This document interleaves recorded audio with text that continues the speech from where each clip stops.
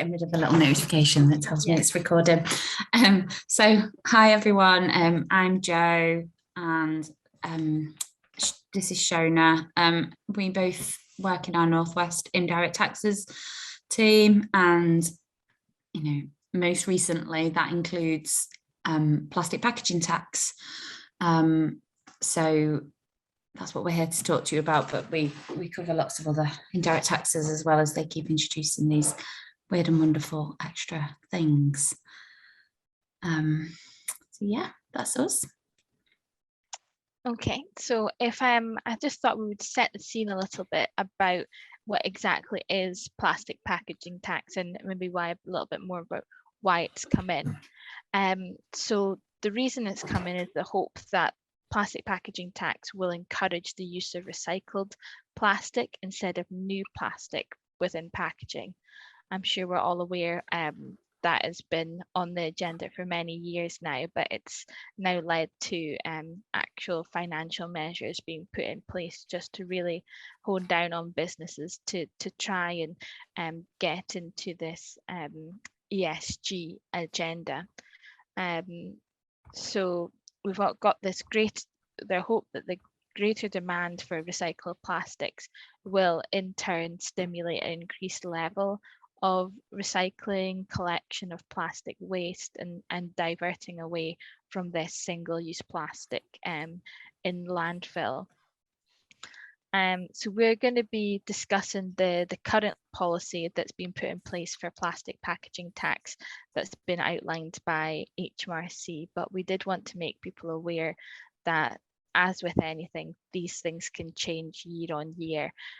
So it might be a case that thresholds could be lowered in coming years. The rate of tax could increase. It's going to be one of those ones that, as with anything new, it could change, year on year. So certainly this is what we have for the moment, but it's a space to watch going forward. Shona. So if we start to get into a little bit of the detail of what plastic packaging tax is. So it comes in on the 1st of April 2020, so pretty soon now, with the first submissions to HMRC of any returns due in July. A business needs to register for PPT if it imports or manufactures more than 10 metric tons of plastic packaging in a 12-month period. And the first question that usually kind of comes to mind when you say that is, well, how much is that? How much plastic is that? And so the example that we were given was that 1 ton makes about 20,000 plastic bottles. So obviously that depends on what kind of plastic bottle you're talking about and stuff, and what quality it is and all that kind of thing. But it just gives you a sense of scale of how much plastic needs to be being used to kind of hit that sort of threshold. Lots of clients running off on calls to go and weigh little plastic bags that they put their stuff in, to see what one looks like. So if a business has gone over that threshold and they're registered, they actually then pay the tax on the plastic that has less than 30% of the recycled content. So all the plastic goes in, all the plastic packaging goes in terms of whether you hit the threshold for being registered, and then you actually just only pay the tax on where that recycled content isn't enough. And then there are also kind of a number of other exclusions, an exemption. So for example, they exclude where the plastic packaging is integral to use of the goods. So a lipstick box, kind of the twisty bit, they say is integral to the use of that product. So it kind of falls outside of what they think is the packaging as such. And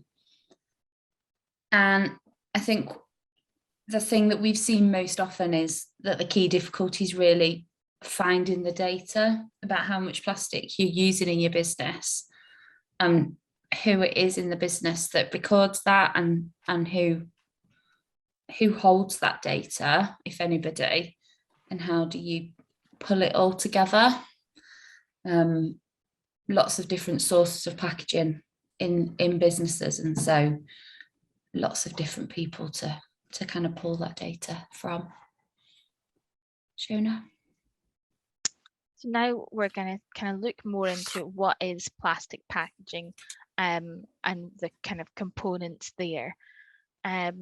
So the points that aren't subject to plastic packaging tax, I think Joe just mentioned one of them in terms of this integral part to the goods, but we've also got products designed to be suitable to contain goods at the time of sale.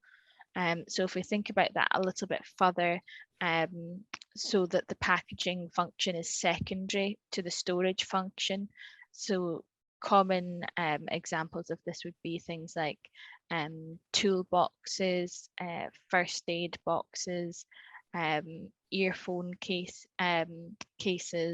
glasses cases, all these things that are just a secondary storage for the main goods that are being supplied. We've got this other point about integral part of the goods.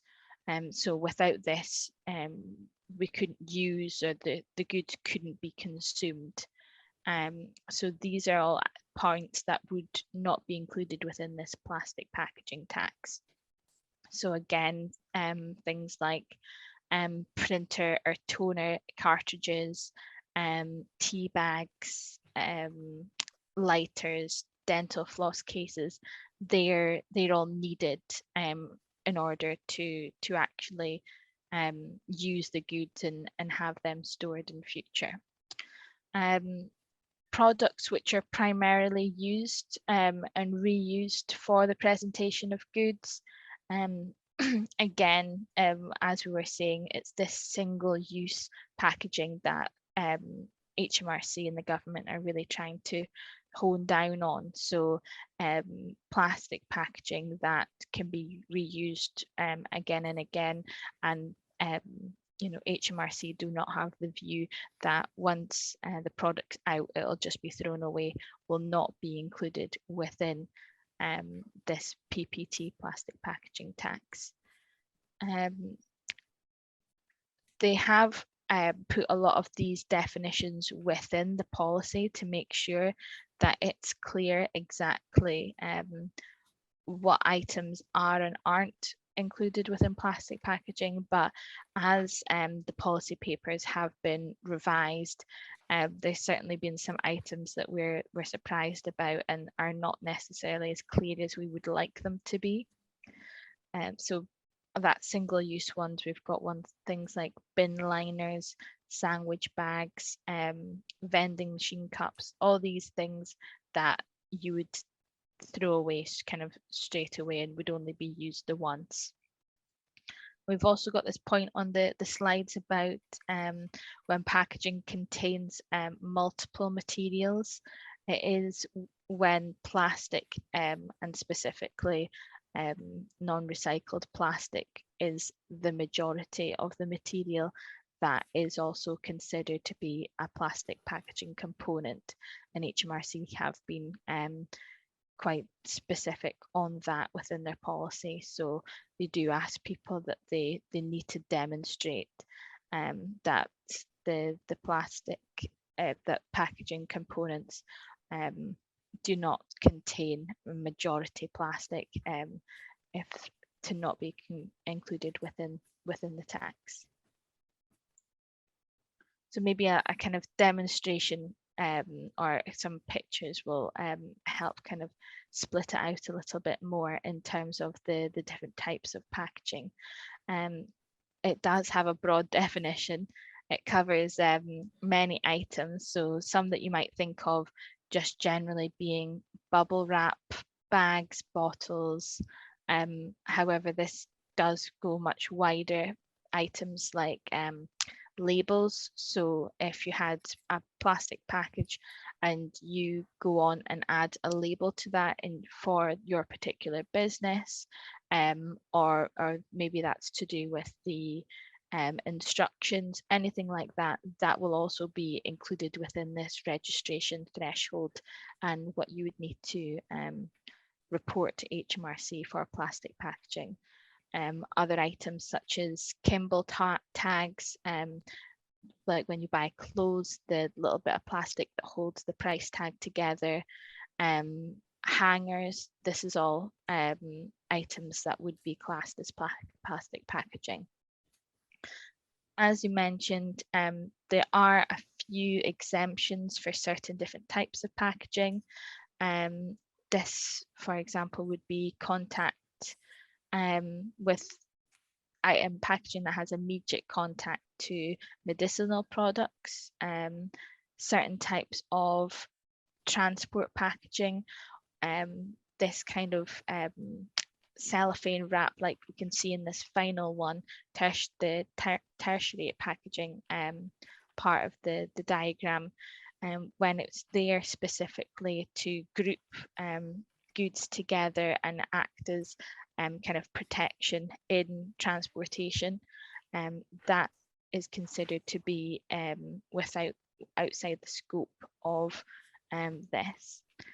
But we would say if you do believe some packaging that you have is exempt, you should be kind of looking into this in a little bit more detail and make sure you're really comfortable and have a clear chain of showing to HMRC why this is outside the tax and why you think this should be exempt, because we are, I believe in that HMRC will be asking these kinds of questions going forward, and ensuring all packaging that's plastic is included within the tax if it's necessary. So we know from Shona's talked about what kind of plastic we're looking at, but these next slides talking about who is responsible for that plastic packaging tax in the supply chain. And so essentially boils down to either you have manufactured that plastic packaging here in the UK, or you have imported and been the importer of that plastic packaging into the UK. You can make yourself almost the manufacturer of that plastic packaging if you buy it and then do something substantial to it. So the example that I was given was if you buy plastic ice cream tubs and then you print your branding on the top of them to give the details of what product you're going to put in them, that could make you then the manufacturer, because you're the last person to make that substantial change to the packaging. And so there is a little bit of complexity there where you've got different people in the supply chain sort of inputting into that manufacturing process. So just a little bit of care needed there if you are doing that kind of thing. But generally, if you've imported it or you've manufactured it, that's when it will fall to be your problem in terms of whether you are looking at the plastic packaging tax. The other thing I just say there, and I think Shona will talk about it in a little bit more detail later, but HMRC have also introduced an element of joint and several liability in a supply chain. So if there is uncertainty about whose responsibility that plastic packaging tax is, in particular in that scenario where you are doing something to that packaging later, it's important to make sure you're clear and that you've got an audit trail of what work you've done to make sure you understand that your supply chain are accounting for it, or whether they think that you should be, so that doesn't fall through the cracks, so to speak. And then this slide here is really just about showing how broad this tax can be. So we've seen issues from clients across the board in terms of sector for plastic packaging tax. So I guess the easiest examples that spring to mind when we think about plastic packaging tax is kind of retail and consumer products, because you can look around your room and see all those things in the plastic packaging. And that's kind of, you know, when we see on the news the plastic issue, that's the sort of stuff that we see. But, you know, we're also seeing manufacturers with an issue, medical companies, transport providers, construction companies, when they're importing lots of product from outside the UK because of the plastic that it comes through in. And so our message really on this is kind of, don't dismiss it. You kind of, whatever sector your business is in, you just need to really hone in on what plastic you do have in your business, and make sure you do have that understanding of it. So our final point here is now looking kind of forward. So if you're thinking, you know, I think I need to do a little bit of work around plastic packaging tax, we've got some recommendations here of where to start. So we mentioned before in terms of the data collection and capturing that data. So a significant amount of data will need to be captured by the business to ensure that they can complete true and accurate PPT returns. An issue here might be that the data might not sit in the same system.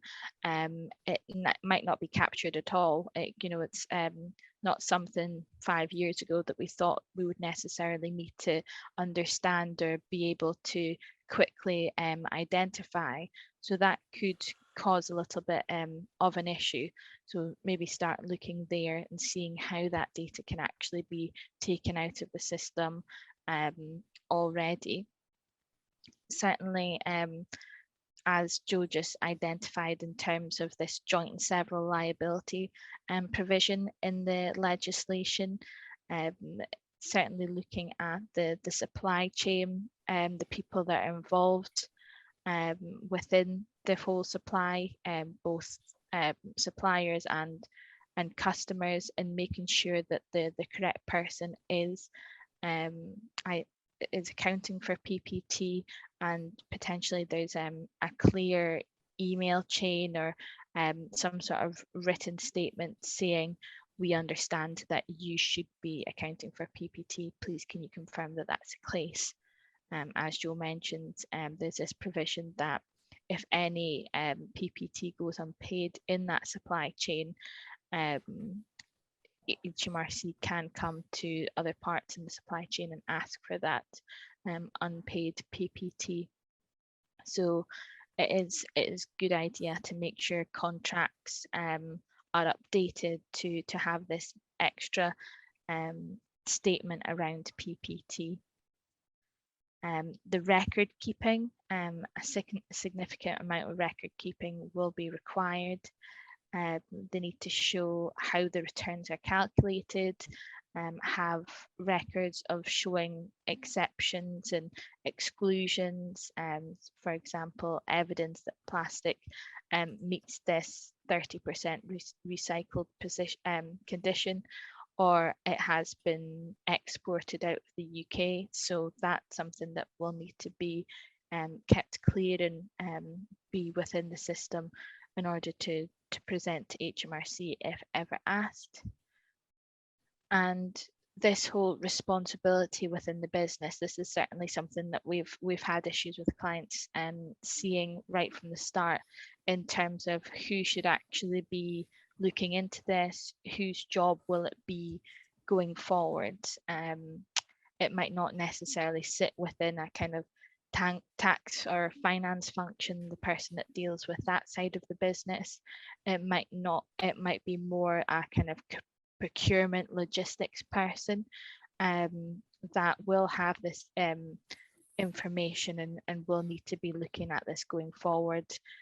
Maybe also some input from legal, as we say, around the contract side of things.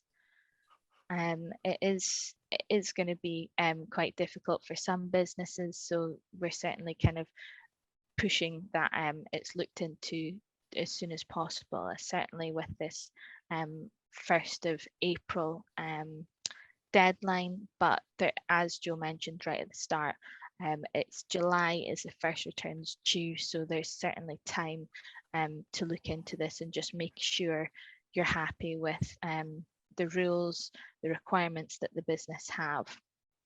But if I could share just some information of what we have been doing in terms of PPT over the last couple of months, that might be helpful. We've had a number of kind of 30-minute calls that with businesses that includes various stakeholders within the business to kind of further understand what the business does and the kind of plastic packaging they have, and just trying to get a little bit of further information. There's been times that we've went away after that meeting and the business has come back with an example supply chain of a particular type of good, where the goods are coming from, who's detailed as a manufacturer, and we've looked at that example and have been able to identify where PPT will be liable in that supply chain and how we think the business would need to look, what they would need to do going forward. There's been other information in terms of providing kind of Excel spreadsheets of examples of what data HMRC will need to see, how the returns should look going forward, and also this kind of registration assisting businesses on actually making sure they're registering correctly, have the correct information to pass over to HMRC, and they're happy of how that's going to look going forward. Lastly, a few bits on reviewing contracts, agreements with suppliers, and just making sure everyone in that supply chain is happy with PPT.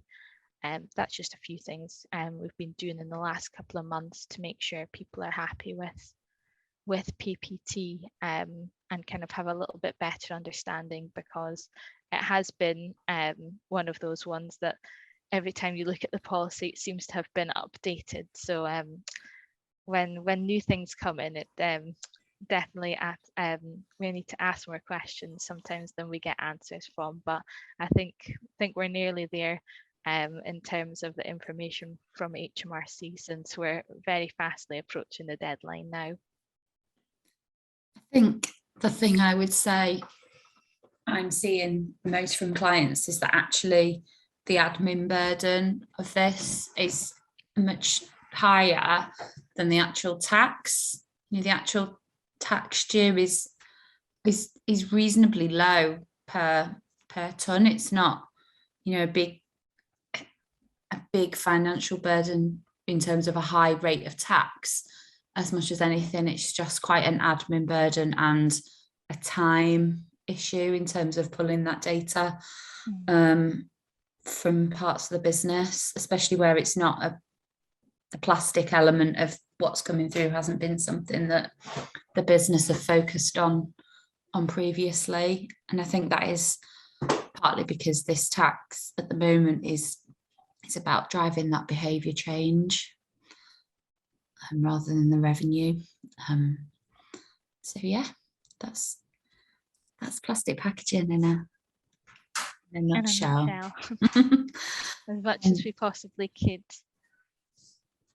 We've left some time if there's any questions that people have immediately. As we said at the start, we've shared our contact details.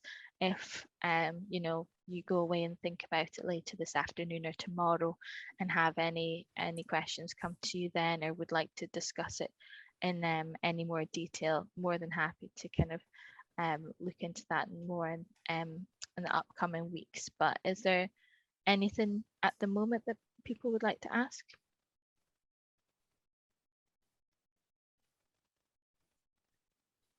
Scared everybody off with exciting PPT. Can Hi. you guys hear me? Yeah, I can now, Steve. Yeah. Hi, thanks for the presentation. That was really useful. Much more succinct than the HMRC ones as well. Just to summarise then, so I think my overarching takeaway is if you're the manufacturer or the importer, you're going to be liable for this. Yeah. If you're, well, I'm not sure, is if you're buying from another UK company, my assumption would be that they would be taking care of any tax. Are you saying, is that your view of it? Is it just largely that we need to ask the question and get them to confirm that they are doing so? So if you're not doing anything to that packaging once you've bought it, so you're not doing anything substantial to it, it's not changing it in any way, then yes, I'd agree that that assumption should work. But because of the joint and several liability point, you will want to confirm that with them. And just make sure you've got something that says that they're expecting to pay it, or that they've looked at it and they're below the threshold, or whatever. We have asked the question of a few of our suppliers and just, well, I'd say had a blank Radio look. silence. If you can have a blank look in an email, then we got that's what we got. Yeah, it doesn't seem to be that widely known that it's coming in, but that's a separate issue, I guess. Yeah. Yeah, I guess. And then it's just about managing your risk, I guess, Steve, where you're getting that blank look back. It's just about kind of, I guess, pushing that responsibility onto them where you can, so that you're clear that you've met your obligation. Yeah, okay, thanks for that. No problem.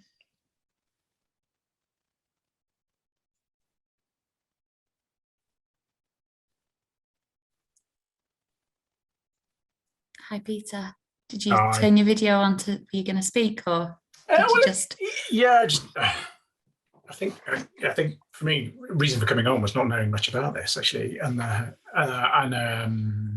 run membership-based organisation for businesses, and yeah, just I suspect not many of them know about it. To Steve's point about the blank email response, I like that. Yeah.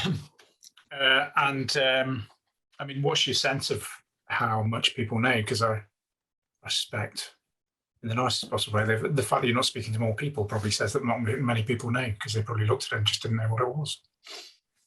Yeah, I guess a lot of people will have looked at it and gone, we're not a plastics manufacturer, so it's not for us. I think that's a point that we've seen a bit. People have assumed it's somebody else's problem. I guess the other thing people have done is looked at that threshold and gone, off the top of their head, gone, there's no way we're near that threshold, without really delving into, well, what about this bit of plastic and what about that? Because actually it adds up quite quickly. I think that's probably the things we've seen most commonly amongst our clients. But like with anything new like this that come from HMRC, they're not always the best at pushing that knowledge out. No, and I guess I may have missed it at the beginning, but you know, if you didn't recognise you're part of this, what are the consequences? I suspect there will be, if you have an obligation to register and you haven't.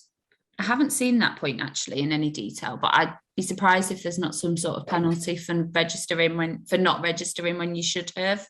Yeah, it is a case that they haven't specifically detailed a kind of penalty regime as they've done with a lot of the other taxes just yet.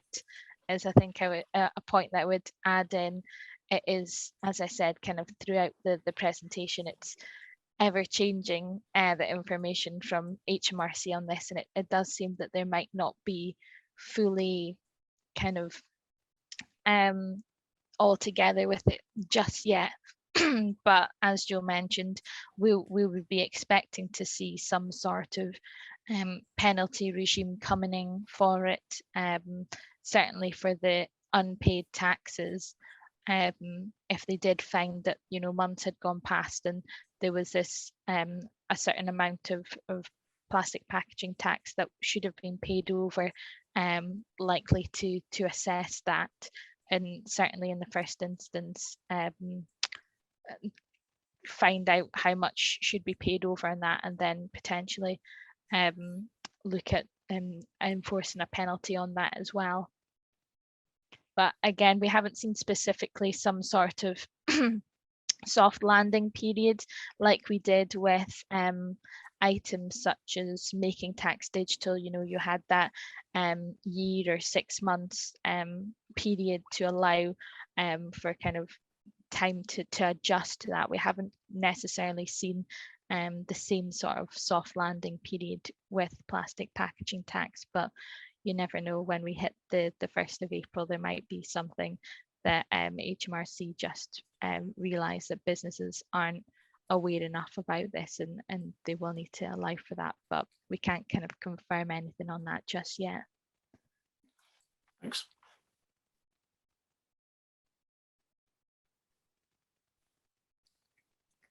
Any more questions?